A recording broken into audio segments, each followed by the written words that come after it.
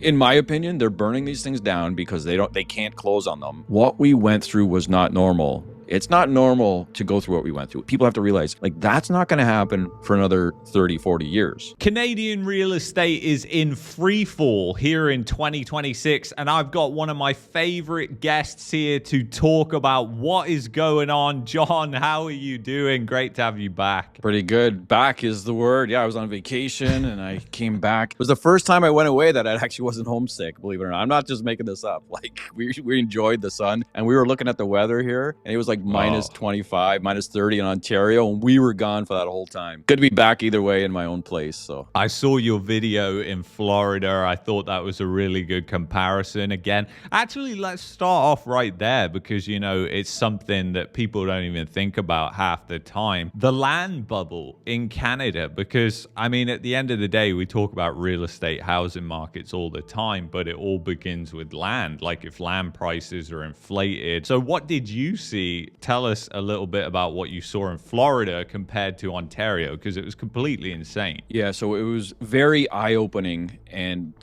what I saw there, because I'm staying in this regular neighborhood, and it was just as nice, if not nicer than, you know, Niagara. Not like Niagara is the best place in the world, but it wasn't a bad area. And the lots there were like $15,000, $20,000, $12,000, and it was a semi-rural area, but these were quarter-acre lots, and you needed to put a septic, but the septics were so much cheaper too. They were like a third of the price from what they are in my area in Canada. But it really opened my eyes. And now I know, like, the number one issue we have in Ontario, and I'm guessing a lot of Canada at this point, is the price of land and residential building lots. Not just, I'm not even talking development land, but just for the consumer, at the consumer's end. It's the price of land, then it's development fees, and then, you know, construction costs are what they are. Everything's been inflated, but a 2x4 is $4 now. Actually, a 2x4 is $4 Canadian or $4 US at this point. So we got a better deal on the wood. I would hope so. We got a lot of wood in Canada, but you realize how inflated. This is our number one issue. Like, I don't care what anyone says, the numbers don't lie. It is the land in Canada. You need to bring down that cost. It's like 8 to 10 times more expensive than the US, and that it should be. So here's a quick stat that I just looked up the other day. In the US, the average mid-tier municipal building lot, and okay, we're not talking about those semi-rural ones that you have to put a septic on that, okay, 20,000. If you can get it for 20,000, I would buy that lot for 20 grand and put my septic on it and have a quarter acre. But we're talking mid-tier municipal building lots serviced in the US are between $50,000 and $150,000 depending on where you are. In Ontario, it costs you the equivalent of $50,000 US dollars to 150 just to get the development fees paid for. You got it. Like, Jeez. So, and then you got your lot on top, which is even more expensive. So the lots in Ontario are between 200 and 200. You're going to be like in Fort Erie. Actually, I was just in Fort Erie, and there was someone selling a bunch of lots, and they were $299 each. And this is in Fort Erie. What? So in Fort Erie, you're going to be like, in Ontario, you're going to be 200 to 500,000 Canadian dollars just to buy a freaking lot. And you're not going to want the $200,000 lot. Like, you're going to be out in the middle of it. You're going to have to spend like $300 just to be in, probably more at this point. They are coming down, but they don't come down quick enough, and there's not a lot to choose from. Go look on MLS at lots, at vacant land that's under half an acre. That's not development. Like, it's 500, everything's 400,000 or 500,000. It's ridiculous. And this is the problem. Why are we paying these things? Because people speculated on land. They drove up the price of land, and now it's just like, well, this is how much land costs. No, this isn't how much land costs. This is how much land costs in Canada. Well, yeah, and there was that Greenbelt fiasco that happened last year or the year before, whenever it happened. But anyway, like, it just showed the speculation, right? People were even like insider trading with land, and this is what just goes on. It's just that they all got caught, but you know, this is going on behind the scenes all the time. Yeah, another thing I wanted to talk about, talking about your background there, which is a house burning down, is what we're seeing with these homes being burnt down, because completely insane. Like, I'm just going to bring up this story real quick, which is suspicious fire in Eagles Rest Estates under OPP of investigation. This is the second fire in the same subdivision within a month. So, like, why does it seem like, obviously we don't know for sure, that people are burning down homes now in 2026, and obviously it was a big theme in 2025 as well? Desperation. That's why. That's a new neighborhood. One burned down and another one burned down. I don't know if like they knew each other or like the first one burned and the other one's, hey, that's a good idea. But like these are new homes. And again, we don't know the details. The OPP is investigating it as per that article. In my opinion, they're burning these things down because they can't close on them. And I guess they're going to buy themselves some time and maybe try to finagle themselves out of the deal and say, well, I can't buy this house anymore. They're burning down. Like, it's like, yeah, who burned the house down? Like, why are these homes burning down randomly? And we saw a lot of them. I used to track them and then they kind of stopped for a bit. And I think maybe the hope came back to the market because the markets didn't completely crash or the house prices didn't completely crash. But now I think they're hearing like definitely like the Canadian Real Estate Association is admitting like prices, they're not at the bottom. They're going to keep going down. He was on BNN. I don't know if he said it in the press release from the Korea stats, but the economist there from Korea went on BNN and he said like, yeah, we're not at the bottom. And people are realizing this again now and they're desperate. And I'm guessing like that house fire is not under investigation because there's nothing suspicious. There's something suspicious and it's a new house. And, you know, if it looks like a duck, walks like a duck and quacks like a duck, probably is a duck. And you know, you don't need an investigation to tell you why that house burned down, I guess is what I'm saying. So yeah, desperate people, desperate times. Yeah, and you know, even this one as well, which I'll just show you as well real quick. I mean, this one came from Woes on X, and you can see it was sold back in 2023 for $5 million. They try list it for 3.3 million, terminated, and then there you go. It's on fire like, I don't know, a couple of weeks later. So, I mean, it's just absolutely insane. These aren't small homes as well. That looks like a luxury home there, and it's in another gated estate. So these were people speculating a lot. You talked about the market there. I definitely want to get your opinion on what's going on. Last year, we were talking about how it could be heading into fear and capitulation around this time last year. Where do you think we are in the cycle right now? Do you think we're still in that and the fear is really starting to hit home, or what's going on the ground? Definitely the sentiment has worsened.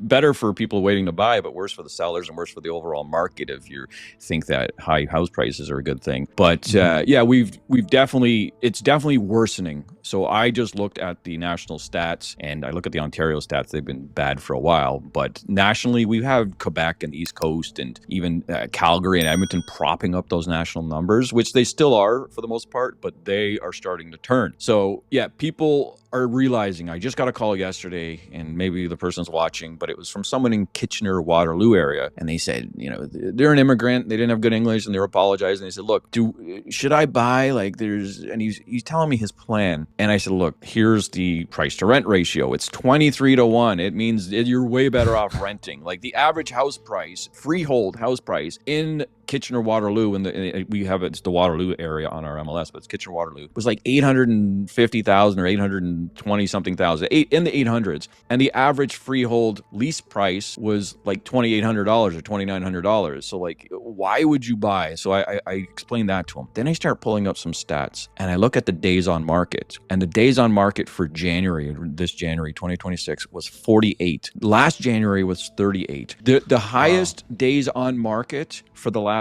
5 years was 38 prior to this January, which went up significantly. That's a big increase. 10 day, like that's a 25% increase than any other month. And I know it's January, the slowest month, but we're comparing to all months, January, February, December, it doesn't matter. Then I look back even further, and it hasn't been that high since 2016. So wow.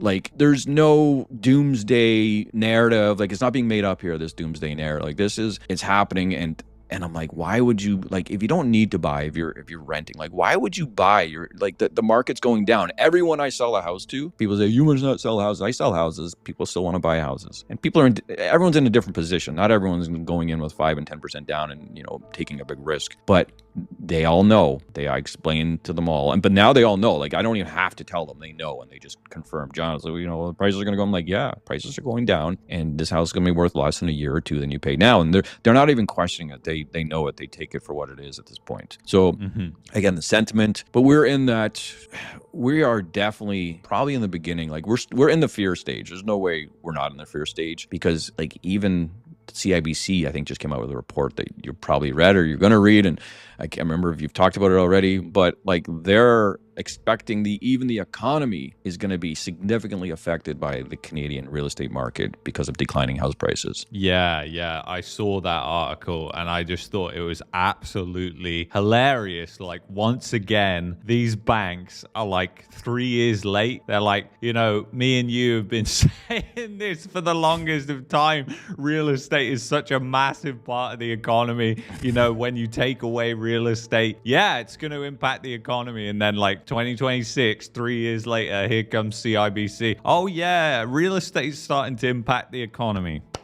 Well done, CIBC. And well done. Now I'm starting to wonder, maybe we're at the point where it's going to start going back up because everyone's, they're always behind the times. I'm like, wait, should we be looking for the bottom? Should we be looking at the bottom at this point? No, I totally agree with you there, actually. I was seriously contemplating that towards the end of last year as well. And there's a couple of signals that I saw. I mean, a lot of these influencers now that were on the mainstream media and are now on YouTube, I watch them just to see what's going on because they're usually completely wrong about everything. And, I was looking at some of them and they were just like, no, they were just like, the market's just going down next year. Like it was a done deal. And I was like, damn, is that the bottom then? Yeah. So, and this is a good conversation. So like the bottom, right? I've never called a bottom. I don't think I ever will. I think after you'll be able to say like that was most likely the bottom, but you have to look at fundamentals and you're not going to say, okay, prices stop going down and, for 6 months and you're like, whoa, this is the bottom. The bottom is not, house prices are still 8 times the average household income. And this year is going to be very interesting. And I think that it's going to add a really cool dynamic when we get the census data out because the census in Canada is happening this year, 2026. So we're going to get the updated household incomes. And it's really going to put everything into perspective about what the state of the Canadian housing market is. But yeah, we look at other cycles like the economic cycles when it comes to real estate and hypersupply and all this stuff. And yeah, where are we? And we're kind of like an in-between. And I touched on this in one of my videos. So we're definitely not in the recovery phase, let's just say. And we're definitely in the recessionary, and it's different in Calgary and even the East Coast now. They're in the hypersupply phase. Like they are oversupplied, they've overbuilt, and they're going to get into the recessionary after us.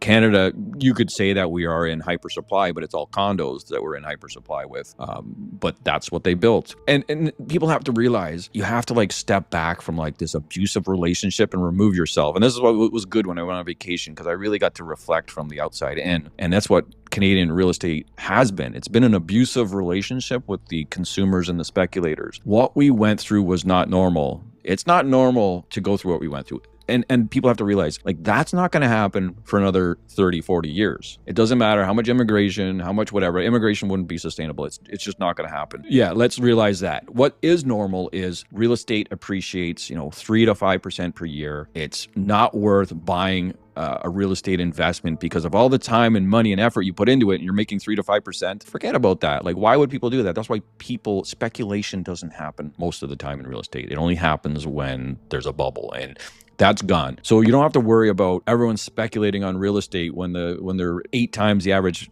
household income. It's not going to happen. So that's the reality. And you have to, take the whole situation into account when you're looking to buy. And unfortunately right now, even if you want to buy, there's not a lot to buy in many parts of Ontario, especially because they're not building the homes that people want. And it's going to take time. It will take years for that. And again, the land values are going to have to come down. And we talked about one of the holes in Niagara Falls here where we have these developments that are just big holes in the ground. And one of them was sold off. And I forget who I was talking to or listening to, but that's not the end of it. Like that new developer is didn't just buy it. Supposedly it was purchased, and I think there was some news about it, but they're going to lose it. And they're going to sell it to another developer. And then it's not going to make sense for them. They're going to sell it to another developer. So this is not just like one developer comes in and buys some failed project and that's the end of the market. Like in real estate corrections, it goes through multiple developers of taking losses on these things because they haven't started building. They bought it. Why aren't they building? They haven't released any sales. They haven't released any sales centers or they haven't opened it up. So they're not building, they're sitting on it too, and they're going to lose. So, and again, it's all part of it. So this is such a long cycle. Like, this is not ending anytime soon. And that's what, it's like, it's sad. Like, you're going to be in this situation for a while, whatever you're in. Wow, yeah. Another thing I wanted to discuss with you that I saw a couple of articles on, I covered it on my channel a few weeks back, was BlackRock and like Brookfield and basically all these real estate investment trusts, and the fact that Financial Post put an article about it saying that private equity and some industry insiders were saying like private equity is looking, they're not buying, they're just looking right now at the distress, and they're kind of sat on the sidelines. And one thing I kind of think about as well is like the condo market could actually be more of a leading indicator on just speculative fever, because that tends to be the most speculative part of the market anyways. It's true. And I just saw a chart today, like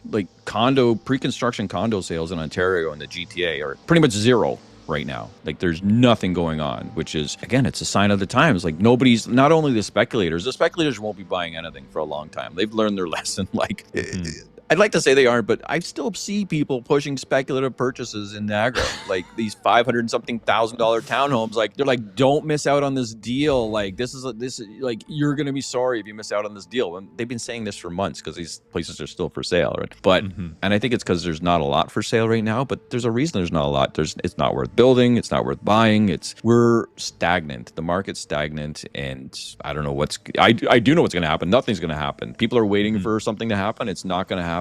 It's just going to continue to slowly grind down, just like it did in the 90s. And how far it'll go, we'll see. I don't know how far. I don't know when the bottom is. Be good. I'd love to see someone call the bottom. People have. They said, "Oh, this is the bottom. The bottom's in for the rich." The bottom is not in for the rich. Look at that one you just showed us with the fire of 5-point-something million and whatever, and then they burn it down. Like, I mean, it's not in at all. And these things, I mean, they just seem to occur. And actually, I've got a video that's coming this week, which is purely just about mansions in BC and Alberta that are going into foreclosure. And you look at these and you're like, what the hell? Like, they bought this for over $10 million. Like, that is a lot of money. That is somebody with a lot of money. They're losing it to the bank in a foreclosure. So yeah, some people are really hurting. And I mean, that's what happens in these cycles, right? It starts off with the poorest people. Unfortunately, they get hit first and impacted, and then it filters all the way down to the rich people, and they will get impacted for longer. Actually, the poor people can start to recover before the rich people. That cycle's even ended. And one place you can look at is Alberta, because I mean, their luxury real estate market has been so bad, and there's been so much overbuilding there for many, many years after the oil bust. I mean, literally, it was one of the best places, probably still is, where you could buy like a 5,000 square foot mansion for like less than you could build it for, with the house and the lot and everything. It was just insane. The prices, like $2 million, and you're getting a 5,000 square foot house on like an acreage. I mean, absolutely insane. But now, I mean, there's just no demand for that, and even those prices have not gone up much at all either. I saw the Calgary stats. I just talked about it on my video, and the Calgary for January, like, every property type was down year over year.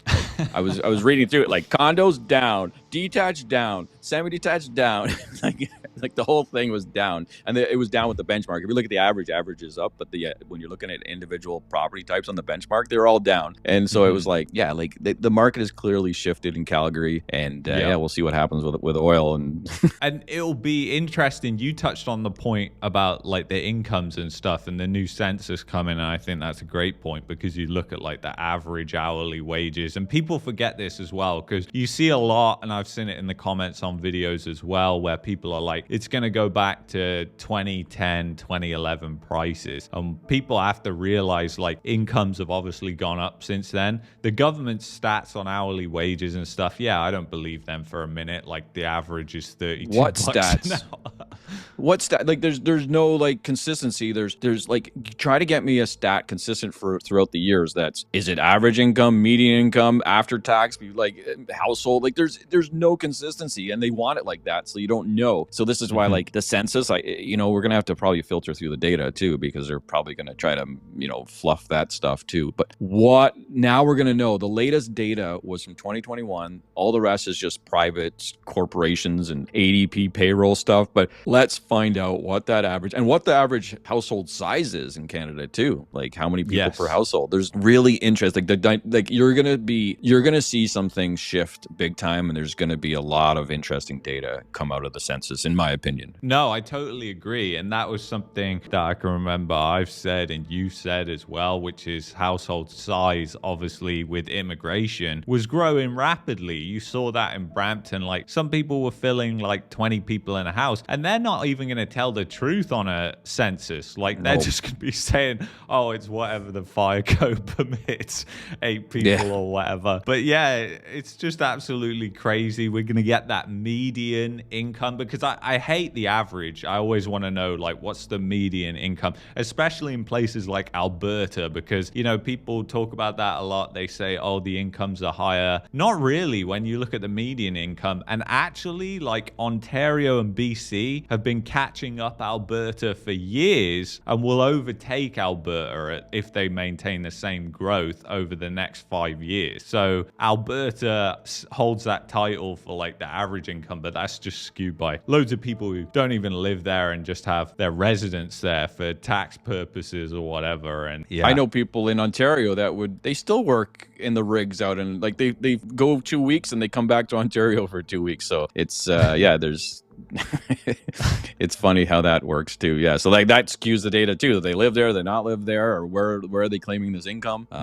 So yeah, you got that whole dynamic too. Yeah. So what do you think's going on heading into the spring market now? Do you think, because last year prices rose ever so slightly, didn't they, during the spring? Like you've said before, that's a normal thing. But I mean, the sales data has looked so weak throughout the winter. Like, kind of, where do you think it's heading this spring? Do you think there's going to be another massive push of listings onto the market? Yeah, we're going to see in Ontario and nationally. And I'm not making this prediction, just making this stuff up here. I'm going with the trends. And we're seeing increased inventory nationally and provincially in Ontario every year. So our highs are higher, our lows are getting higher for the winter months. So you're going to see inventory increase. Even at the national level, it just came out, it was 4.9, which is higher than any other January, I think since 2018. It was higher than 2019. So since 2018, we have higher inventory nationally right now for January. So we're going to see inventory continue to increase. And it's, even though they're not building, you got to remember, like, most builders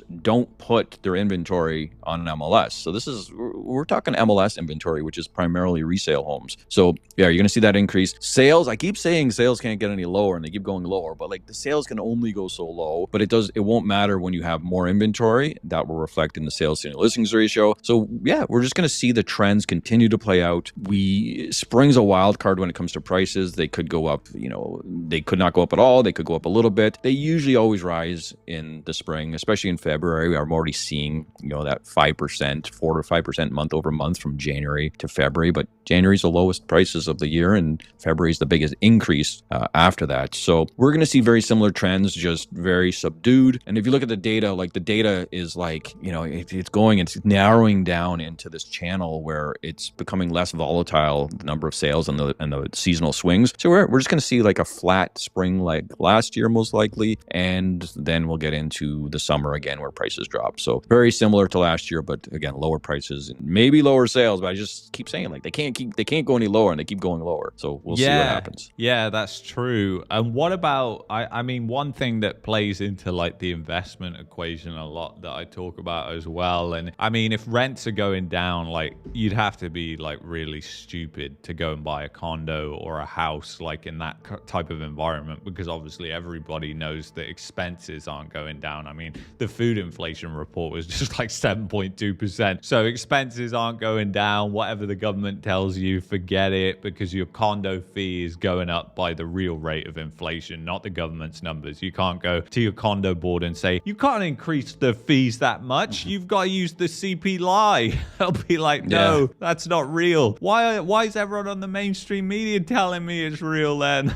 It's just what it is. Where do you think rents are heading? Because obviously we've got like all these buildings that have been converted to purpose-built rentals. Like, I mean, the numbers are eye-watering. You've got like immigration that's slowed down massively, like the velocity of people coming in. Like, so I mean, it looks catastrophic, really, for renting. Good for renters. Yeah, so rent prices are going to continue to decline, and it's just based off the trend. But we didn't have like a big spike in rent prices. Of course, they did go up a lot, but we didn't have that blow off top like we had with sale prices. And if you look at like the U.S. to compare, like their rent prices spiked. Again, when I was in Florida, the rent to price ratio was like 14-1. Like you're better off buying in Florida in the place I was staying, because it was like, I think it was like $2,500 US to buy or to rent a place, and you could buy it for $290,000 or $280,000. Like it just didn't make sense to rent.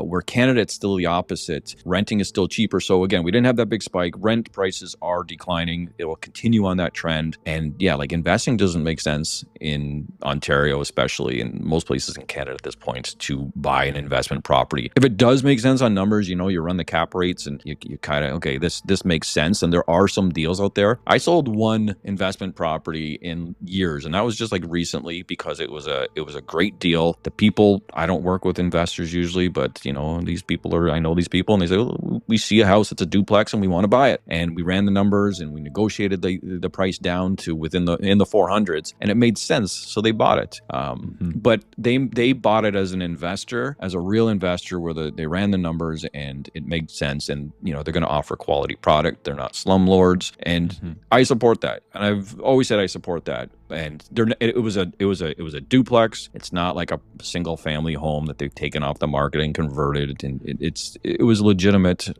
thing to do, and they're going to offer a nice unit to a couple of people now, 2 different units. Yeah, we're going to see the rent prices continue, and other people have said this too, that rent prices, it's supply and demand, and we have all these condos that were built that they're probably going to end up being rented. A lot of them were rented anyway, and then you have all these purpose-built rentals that the government's pushing with their freaking Build Canada homes and whatever else. Like these are all rental properties. So, and all those MLI Select from CMHC, the funding that they did, that they pulled the rug a bit on some of them, but regardless, like there's tons. If you look at like the CMHC stats for housing starts and completions, like purpose-built rentals are through the roof. They're the highest in like 40 years or something, like, and which was needed, but what's that going to do to rents?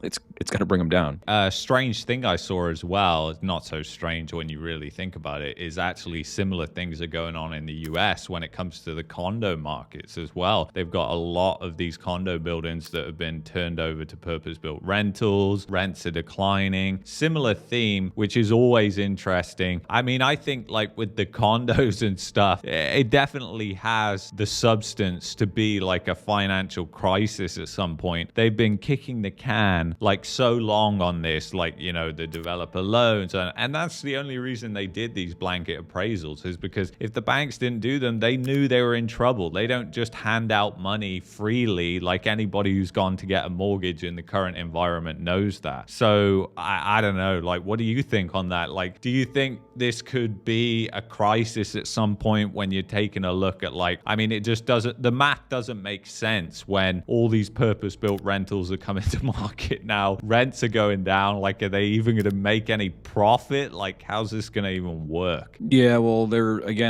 keep propping up this market with these tricks, right? And you can go back to Chrystia Freeland, whatever she announced way back, and it's keeping this Ponzi going, because the pyramid collapses after people stop entering, and people have stopped entering, so they're trying to keep the people that are already in there alive. And I'm pretty sure those blanket appraisals I'm pretty sure it goes against the the fundamentals of appraising homes in Canada and Ontario. Like, I haven't looked into it, but like when you're appraising a place for more than it's worth to satisfy the bank, and the bank is clearly passing on the risk to the consumers and not the developers, because the bank is involved with the developers financing the project. So it's a conflict of interest. They're over appraised. It goes against like the appraisal fundamentals. Like, an appraisal is based off of, other sales and size, and there's a whole method to doing an appraisal. So how do you do an appraisal on a property when you're not using that method? Like that's the whole point of being a certified appraiser. You're using this method that's proven to do it, and then the bank's coming in and they're saying, well, we're just gonna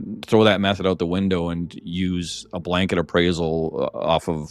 And the blanket appraisal is not even an accurate statement. It should be called an overpriced or inaccurate blanket appraisal, because they're not blanketing them on current sales. They're doing them on what they paid for them or previous sales at higher prices. So I just don't see how that is even legal, and I just find it unbelievable that it's happening. And maybe someone can comment on this video and tell me I'm wrong, but it should be against the law. But you mentioned about the states too, and the U.S. they built a lot more homes than we did in Canada, and homes that people would actually live in, except in Texas. They got those little shoebox places. And that was Lennar Homes, I think it was. If you read, like, another thing I realized when I was away, it was crazy. We have the CanCon. It's like con, like it's called con, but it's Canadian content they push. You don't see, you're being censored from getting the American, which is, again, whether you hate them or love them at this point, based on what you've listened to in the media, it doesn't matter, because you got to watch what's going on in the U.S., the biggest economy in the world, right? But you don't see it when you're in Canada, because they just push Luke and they push me to you, right? The Canadian content. But you see the realtors down there talking in Texas and in Florida and Arizona, like that market's going down quick, and but you don't hear about it in Canada. And what happens when the U.S. market goes down? Like, Canada's going to be fine with all their new trade deals with China and stuff? No, like, we still have, like, what is it, like, the number, like 80% or 85% of our trade is with the U.S. Who cares? Don't listen to what the trade with the U.S., right? They have a smaller portion of their overall trade with Canada, but like, we rely on the U.S. I don't care what anyone says, and this is the problem. So the U.S. is going down. They've reached their peak, and it's going to affect us, just like it did in 2008. But we're vulnerable this time. In 2008, we were strong. Now we're super vulnerable. So yeah, and that's just starting to happen. So what's it going to be like in 12 months from now? Exactly. I mean, you touch on 2008. If you think about like commodity prices in 2008, they were actually high. Like, that was actually a big boost for Canada's economy. I mean, even the Canadian dollar was at like all-time highs against the US dollar in like 2012, 2013, I think it was. You were getting over $1 to the Canadian dollar, which is insane to think about now, where it's been circling the toilet over the past couple of years. But yeah, the banking stuff as well is insane to me, because there's just so much there as well, because you've got commercial real estate that's having major problems in the US as well. And people don't realize, like, they like to put their elbows up and all this bullshit, but Elbows out. Elbows up. when you look at how interconnected banking is, if the US has a financial crisis, that is going to have big impacts in Canada. All of the Canadian banks, in fact, have subsidiaries in the US. So there's that for starters. TD Bank is a chartered financial institution in the US. So they're actually a systemic... Didn't they get fined? They got fined like $3 billion. Yeah. And it's funny, when, like, I got a video coming out next week. This will come out, so the video will already be out by the time this comes out. But in that video, I'm going through the banks and I'm looking at how they're preparing, because, some of the banks are actually like seriously preparing for what looks like a financial crisis. And others, like RBC, for example, are just like, no, blanket appraisals, lend.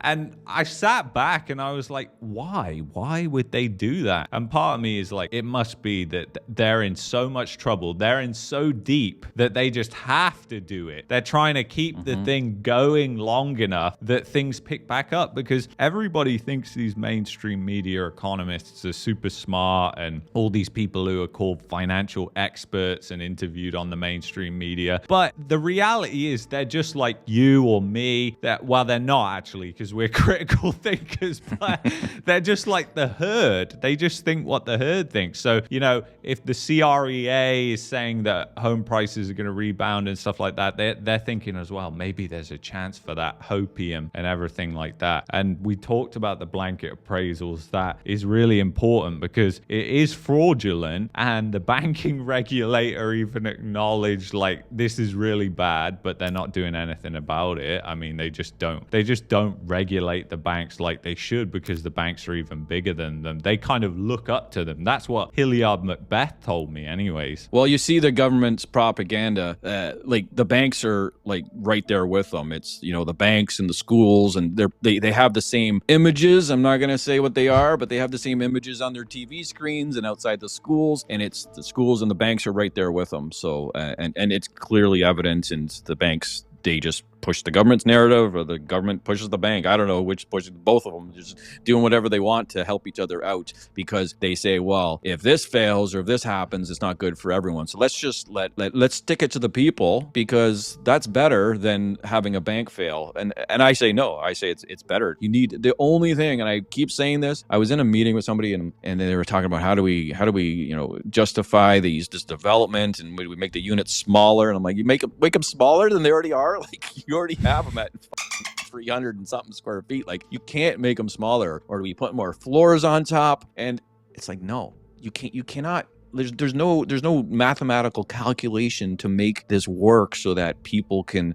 afford these boxes or whatever they are. How do you fix it? It needs to crash. People need to go bankrupt. Like, people need to fail. Corporations need to fail. Like, we're seeing individuals fail. We're seeing individual foreclosures rise, and people, and the story, like, you know, you see on X, and this person lost their house, and that lady who loaned out $150,000 on her credit line to some mortgage investment corporation. Like, okay, that's what needs to happen, but at a bigger level.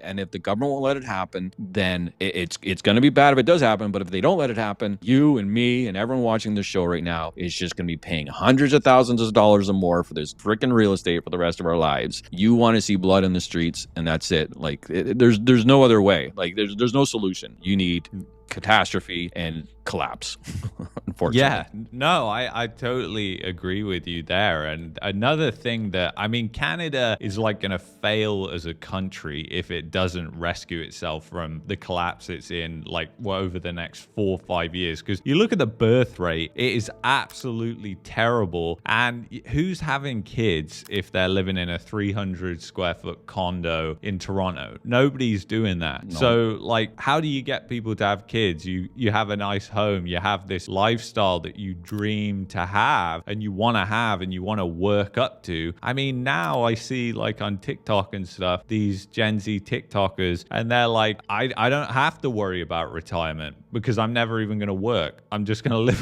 at home for the rest of my life. And it's just like, I'm never going to be able to afford a home. So what's the point? Like, they've just given up already. Oh, it's crazy. It's bad. Yeah, it's bad. So, like, and that's the thing, like, and if you get you taxed to death and work to death, like, you have no time for kids. And, like, even myself, like, it's sad. Like, just yesterday, I'm like, you know what? Like, I'm almost 50. Like, how do I loot what I can from this government? Or maybe I'll go to Europe. I'll straight up, like, maybe I'll go move back over there. How do I loot as much as I can from the government or from the taxpayer? Like, because that's what everyone else is doing at this point. And I'm like an idiot. I'm like the guy that's like running my own business and paying taxes, and freaking 1 in 4 people work for the government with all these great pensions, and they're just taking whatever they can, and they get free dental care and they get free everything. And I'm working, and I got to fucking pay cash at the dentist for everything, and I got to pay for everything. I'm like, where's my turn? I'm just going to loot whatever I can at this point. And this is the mentality that's happening in these, what kind of environments they happen in, but this is what it is. This is like socialist mentality. Like, what can I get from the government? Like, what can I get for free? And it's sad. It's sad that like I'm having these thoughts too now, because I'm like, screw it. Yeah, I mean, so many people are just completely fed up with it, and that's why you see so many people that are leaving who are older. Yeah, so let me tell you a quick story. So I was going away, and I haven't been away in years because I had an old dog and I couldn't leave the thing and whatever. And finally he passed away, but so we got away for a few weeks and went to Florida and we went to Trinidad. And so the week before I go, I get a freaking call from CRA. We're giving you a full HST audit on your real estate business. Flynn Real Estate, and they're like acting like, we're sorry, we got to do this to you. And I've talked to this girl for like over half an hour and just about everything, like how did I get chosen and how many do you do? I'm asking her for the stats. I'm a stats guy. Like what percentage of people or how many did you do in a year? And and it's a big deal, right, for her, and it's a big deal for me. And I said, like, we're mom and pop. Like, I don't have an accounting team to deal with this shit. So, and this is what the government got so big, and we all know, like, the CRA has 60,000 people working, and the IRS has 80,000. Like, we have so many per capita, so they have. But then I'm like, we have an economist running the country. Is this why? Because he's like, let's go pick. This is how we pick people's pockets now. Let's audit everyone, because he knows. Carney knows how to pick pockets. He knows how the system works. Yeah. Elbows out. Elbows up. So whatever. I get audited. It's not the end of the world. It happens, right? But I get audited. I'm right before I go away, right? Same week before I go away, I get a letter from the government in the freaking mail. You got to hand in your guns. I'm like, oh, I got to hand in my guns too now. I'm just like 1 week. I'm getting all this correspondence because this is January and this is like, it's the new year. Like, okay, let's start collecting from the people now. The tax collectors are out. So, and then, okay, yeah. Okay. So the guns, I gotta give some guns or whatever. And I got until this month or that month to do it. And I'm like, then I come back. I'm not even back 24 hours. And I did this deal. And I came back. I was thinking about this deal. I was like, I'm glad those people didn't buy that other house because we were negotiating. And this other house was, the sellers bought it for $600,000 and it was for sale for like $420,000. And I was negotiating it. And the realtor's like, the listing agent, I was representing the buyer. So the listing agent says, hey, John, yeah, we got to get the approval from the bank because they owe more than you're offering, and like a lot more. It's not just a few dollars. So we have to get the approval, and like there's probably going to be no commission. There's probably still going to get a personal line of credit to cover the losses. And maybe you might want to ask your people for the commission, these buyers, these first-time buyers of mine. I'm like, I'm not asking these people for commission. Like this wasn't in the plan. But the house didn't work out. So I'm like literally back. I'm like, I'm glad they didn't buy that house. They bought this other house. Then the other agent calls me up, and the other agent's like, hey, John, we just realized the guy, the seller, he had a second mortgage and a line of credit. He didn't tell me about it. And we need to cut our commission. I'm like, I was just thinking I was happy they didn't buy this other house around the corner. And now you're telling me this. And she's like, yeah, well, the bank, first of all, the first mortgage, they're not taking any loss. They're not kicking in anything. The second mortgage is willing to take a loss, and we're going to have to chip in. And the lawyer's even cutting their fees in half. I'm like, oh yeah, this is Canada now. Like nobody can afford anything. The government can't afford to operate. They're auditing whatever. And maybe it's legit, maybe it's not, but they're collecting people's guns. They're taking your thing. And then you come back and they can't afford to pay you for the work you've done. It's the first time in my career that I have not been paid. I did get paid, but I reduced the thing because the seller, and we've been through 2008 and I didn't have to go through that. This is Canada. It's like affecting me. It's not just me making videos and talking about stats now. It's like personally affecting me and my work. And this is what's happening. And people are going to lose their jobs. If I'm losing commission, you're going to lose your job. Like that's the way it works, right? So yeah, no, it's totally true. That is really crazy what is going on and what you described there with the government. I mean, yeah, it's an absolute nightmare. Dealing with the government for anything has just become a complete nightmare. Trying to get money back. I mean, you're always backtracking for years and years. And yeah, it's like dealing with loan sharks sometimes now, dealing with the government. Then I'm away, and I do my taxes every year, right? Like on time and everything. Then I'm away, and it's like I get this collection notice from CRA about $190 something I owe them because of, I don't know, whatever. Like they reassess something, and I didn't even see the email or something. So I'm like away, and I'm like, it's like the government's just like in my like, and again, I don't care about the audit, but it's everything combined together, right? It's all these things. It's like the government is they're not governing now. They're ruling, right? That they're the ruling party of Canada, not the governing party. And this is what's bad. And it's just going to get worse and worse. But I did see it when I was away with the censorship I'm just like watching YouTube in these other countries, and you see all this other content, and it's not even the content from their countries, but it's from the bigger producers, which the US produces way more content than Canadians do on YouTube. But you're seeing Canadian stuff, and I'm searching Canadian stuff to watch when I'm down there, stuff that I would normally watch, and more US. And I'm like realizing, like, I didn't realize that I'm not seeing as much U.S. content in Canada, and it's because Canada started censoring it, I think, last year whenever they passed that rule. Yeah. It's exactly true. And you saw that as well with different mainstream media articles that people couldn't get access to. And it's still the same way. And that whole lawsuit that was going on with Google, I think it got dropped in the end because of Trump was saying about it at one point. But yeah, there was a big lawsuit about it because Google was going to have to start paying or something, and all these organizations were going to have to start paying to basically make Canadian content. Like, it was totally ridiculous. But I mean, this is what they want. They want an echo chamber for people to be in. I mean, this is the most dangerous thing, actually, I think, about the US. I think the US is one of the most likely Western countries to collapse, and not because it's like a terrible place and full of terrible people or anything like that. It's just US people are very US centric. They don't look outside of their own country. A lot of them don't travel. A good chunk of them don't even have a passport. They don't really know what the rest of the world's like, and they get told all these things, and they're told to think this way, and propaganda, and it really changes their views on stuff, which is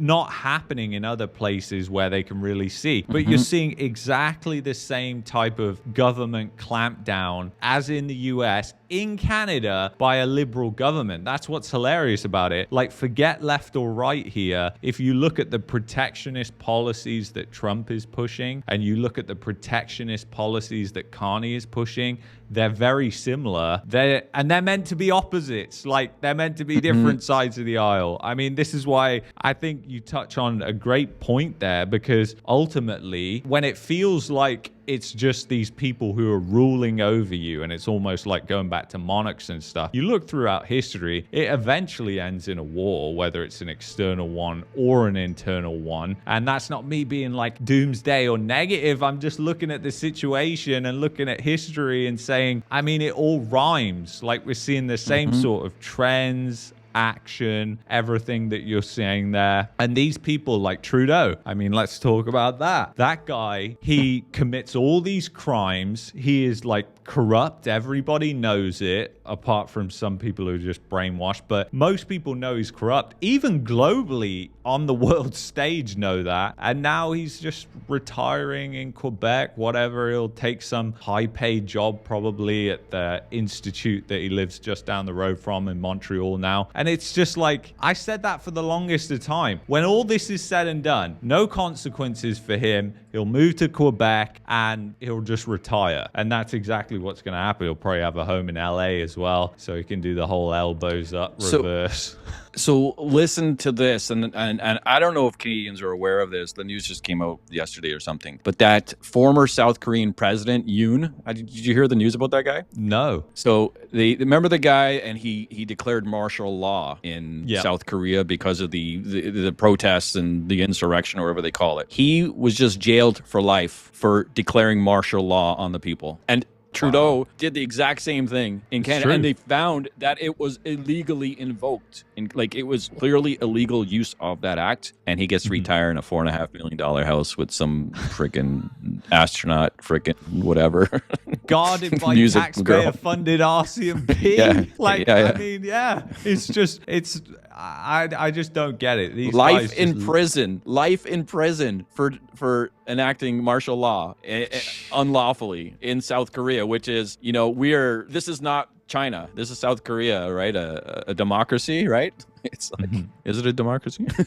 I'm guessing it is, yeah. No, it is. And you know what the thing is? Every day online, I see people praising Trudeau, how he did all these great things for the country. And it's like, I don't know if these are bots or what, but it's unbelievable. And yeah, everyone knows, not everyone, many people know this guy should be tried, maybe jailed. Maybe he should be jailed. But nope, they would never go down that path because it's not good for the image. It's not good for the elites. You get to do whatever you want in Canada. We are being ruled by the kings, and we're the gestures or whatever, doing tricks and to amuse them. I mean, unfortunately, it's kind of like the case as well that people need to. Maybe they will realize. I don't think so though. Is that like there are some differences between like left and right in places like Canada and the United States as well. That's obvious. Like, sure, the Conservatives will probably have some policies that are better and we agree with, but on the whole, the overall picture of the country wouldn't change drastically. And a lot of people pin hopes to the other side. They're like, oh, well, if just the Conservatives got in, everything would have been much better. No, there would have been some policies that you agreed on for sure, but things wouldn't have been much better. And I think until both sides kind of wake up and realize, hold on a second, we keep going back and forth. This is happening in the UK right now. It's like a mass awakening is happening where people have realized it's gone back and forth between Conservatives and Liberals, which they call Labour, for the longest of time. Nothing has ever changed. Like, the country has gone down the toilet the same way. Like, politicians will promise their life to you saying, we're going to do this, we're going to do that. Yeah,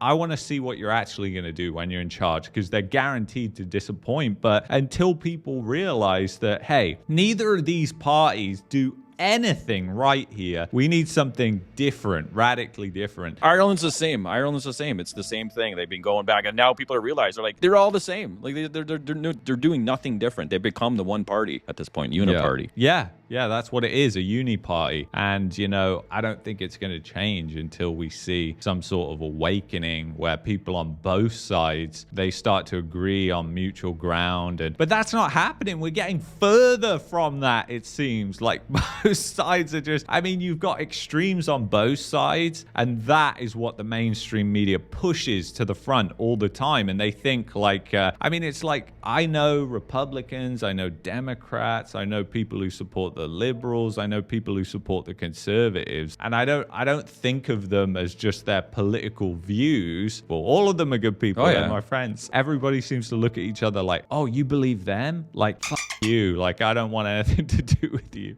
Here's what I noticed yesterday. You notice so much when you're away and you get to reflect, and even in the shower, you figure this stuff out because no one's bugging you and you got no screens. And hopefully they don't start putting screens in the showers, man. Don't do it. If they ever give you a screen, don't do it. The AI, right? Everyone's talking about AI. It's going to take over my job, and it's YouTube. Like, half the videos, they need to flag them on YouTube to say this is AI content now, because sometimes they get me, and I'm like, as soon as there's no person that's been narrated, even if there is a person sometimes, but you're like, it's just some AI video, and the voices are pretty good now. But everything's like AI, but not the government. Nobody's ever talked about the government. Policies even been written by AI, or AI is going to be ruling the world and there's robots everywhere, and we're still going to be going to the freaking ballot with a pencil or a pen from the dollar store. We're marking our X on these freaking things, and the government, it's like, this is like crazy. Like, we should all have a login, like a CRA login, like we do with our accounts, and just be voting on things or polling on things. Like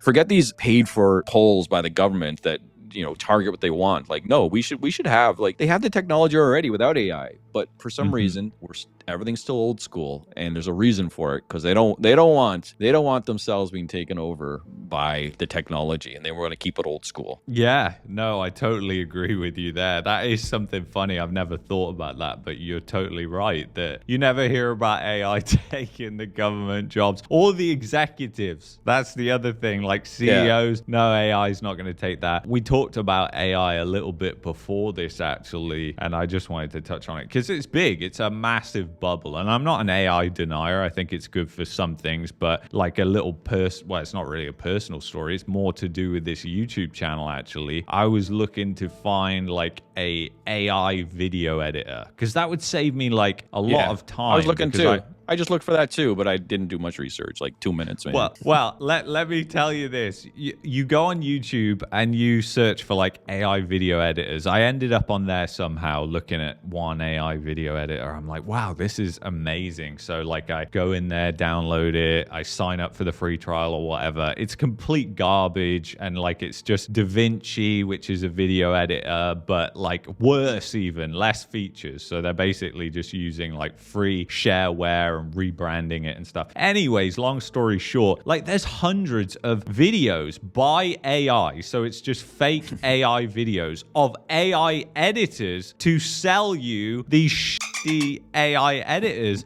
And I was just like, I was going through them after that, and I realized, because I started looking at the links in the description for all these channels to these editors that were in the video, and guess what? They're referral links, they're affiliate links. So I'm like, oh man. And it's just like, there are some good generating stuff that it will do, but if you look at like ChatGPT images, I can tell right away if somebody's used ChatGPT to create an image. I use my mind on my background sometimes. That's about as far as I go though with AI. I mean, it's like, it's so similar. Like, I mean, so how is it that it's just so overblown, I think? The problem I have with AI right now is, and I know that it has use, and I know that it's being worked on, and it's going to be better than Bitcoin, I hope. Like Bitcoin is like, this is like the new currency. Like, you know, it's like, okay, I have never bought anything with Bitcoin. Like, I would love to. I've tried to like do stuff. No, like it's like silver and gold. Like, I've never bought anything with silver or gold. Like, I've never bought anything with Bitcoin. So hopefully it's not just like a big pumped up market of BS and like people are just investing in AI like Bitcoin and it just sits there and do nothing. Like, it's not, obviously it has use, but you know, it's kind of like you have that just discussion and that hype about this AI, and it's like, okay, show me results. And people say, oh, we got results. You just don't know about AI. That's your problem. That's why you don't. You know. I'm not a denier of AI. I want to know, okay, show me, give me a good use. When it's ready for me, I'll pay. I'll pay for a little, okay, I can pay for this. I said to my wife, the problem with AI is like, I can download the freaking Claude bot and the open freaking Claw on my computer and use my chat to do it. Like, I know exactly what's going on there, you know, and I can get it to do tasks and get it to, you know, clean up my email inbox and whatever. And it's like, it's progressing pretty well, but it's still in its early stage. I feel like it's like I'm jailbreaking my phone and creating more work for myself at this point. And I'm not a programmer. I don't have time for this. Like, once the solution's ready, give it to me. But here's the problem: the security. We start looking into it, and the security is the problem. Like, okay, what if it's like it's learning? It's a mind of its own. It's learning, and this is what's so great about it. What if it logs into my bank account, starts taking my money? It's on my computer, right? It's local. It has my access to my passwords are locally stored, right? It's like, like they can. So okay, all right. So where, like, is that going to be an issue? And we looked it up, and it's like, yeah, like security. Like it's going to be about. It's not going to be about AI. It's going to be about the security, AI security, and that's what's going to be the important thing, right? Yeah, no, I totally agree with you there. Like, I never thought about passwords and stuff, but yeah, it would totally do it. I saw a video once on YouTube, and it was this guy who basically put in this really unique business idea. This was all just a test with Gemini, ChatGPT, and all the models, and he put it in there like this really unique business, and then he tried to trigger the AI completely separate account and everything to tell him that business idea, because basically people have got to be careful. Like, if they have a really good idea or something, don't go chat to fucking AI. Like, talk to your wife, talk to your kids, talk to anybody, for God's sake, but not AI, because that's just going to take that idea, and then somebody asks for a business idea that's really good in this industry, and it's just going to be like, here you go. Like, you can have their idea. So I think people have got even names, stuff like that, like come up with a business name, come up with you know, a logo name, logo design. Like, you gotta be so careful with shit like that. I don't think it's taking people's jobs in that place because it's just not unique. But I think, yeah, it has legit uses. I mean, somebody fell over playing pickleball the other day and they fractured their hip and femur bone, and like I went straight on there and it was like best care and how to move them and stuff until the ambulance got there, because they were like half in the court. Like, it was the most awkward position ever. But that's just like an advanced search bot at that point, right? Like, not exactly. It's not yeah, it's like a driving the personalized ambulance search bot. Yeah. Exactly. So AI to me is like nuclear weapons. Like, that's what they are. It's like, well, we know that it could be detrimental to the human race and society and everything else, but if we don't do it, they're going to surpass us and they're going to have more, and they're going to be more dangerous than us. So we need to do it. So it's like, let's just have more nukes than them, because then we'll be safe. So it's like this necessary evil that's going to multiply, and they don't know what's going to happen, and then they're going to come to a point where they're going to say, okay, can you tone down your AI because now we have a cold war with AIs? Like, can you make your AI less aggressive because it's threatening our AI and it's going to create a world war at this point? Like what? Like, how far do you let AI go? Like, and how, like, what's the rules? What's the structure of the rule-based system? Like iRobot, like, you cannot hurt a human and you cannot do this. Like, give me something. Like, there's nothing out there yet. It's just like, it's gonna be doing everything and running our company for me, and it's like, I totally agree with you. And did you see the Tom Cruise movie that I think came out last year, the Mission Impossible? Yeah, I think I did. I watched so many movies. They're all just a blur now. Yeah, well, that one is kind of like an AI. I forget what they call it. God, I only watched that a week ago. I should know. But anyways, it's kind of like an AI is taking over and a world war is going to happen and everything like that. What I thought was so weird about that, you have that film coming out, and then kind of the British equivalent of that film is James Bond. And the James Bond movie came out right at the time about a pandemic, and then like literally they delayed the release because of the pandemic, but the movie had already been made. It was just because the theaters were all closed. And I'm like, holy shit, is this going to be the same thing with Mission Impossible? I hope not. What, and everything with AI now is like it's like 45 days away from this, and I've been hearing this for like ever. Like, when's this happening? I keep waiting. I'm like getting anxious. All right, we say it's like always 6 months or 45 days or 2 months, like, and it's gonna, like, you're gonna see what's gonna happen. Like, it's gonna change the world. And all right, well, that was like last year, you guys, or whatever. Like, it's been like 2 years I've been saying this. Like, that's and all I get is the investors. That's what they want the investors to believe.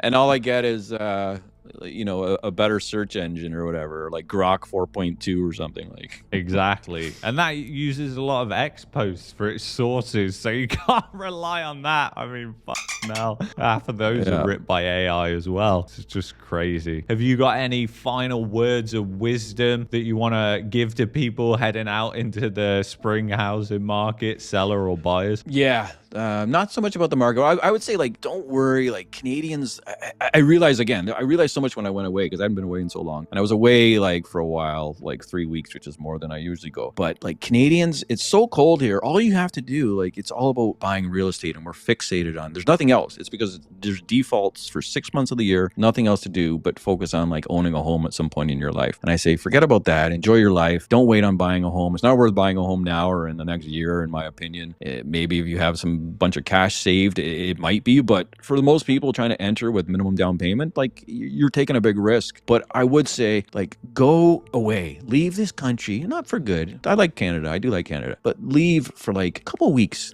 Don't just go sit on a resort in like Dominican Republic or something. Like, go somewhere where you wouldn't normally go and blend in and watch TV and YouTube there, and just get out and look from the outside in at Canada for a bit, because it might be a good experience, it might be a bad experience, but I think that's very important right now. And to get away from, I guess, the abusive relationship of Canada, because I know a lot of people are feeling the same thoughts that I had, and it really just clears your head and it lets you come back, and then you can reassess, what do I want to do? Like, the world's a bigger place than Canada. That's my advice. I think that is great advice, and I totally agree. I mean, some of the best ideas that people have come from places where they're doing nothing, in the shower, like we even discussed on this. So I think that's fantastic advice. John, thank you so much. I can't wait to have you on again in the future. Everybody take care. Thank you for watching, and I'll see you in the next one.